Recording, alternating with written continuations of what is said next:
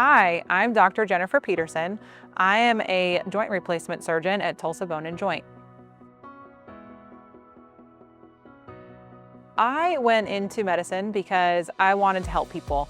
Growing up, I was an athlete and I knew how important it was for me to stay as active as I possibly could all the time.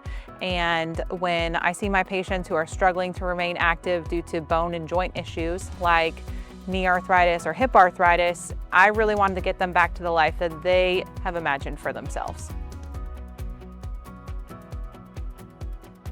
I primarily treat hip and knee arthritis, as well as patients who need revision hip and knee replacement surgeries.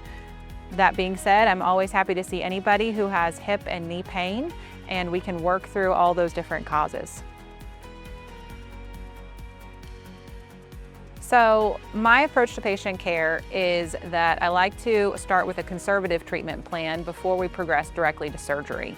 I like to see if we can try to keep patients out of the operating room and get them back to their activity level that way. A lot of the things I offer would be physical therapy, medications, sometimes we try injections before surgery, but if we find that those measures are not effective, then we can try the surgical route, in which case we can discuss hip or knee replacement or a revision hip or knee replacement if necessary.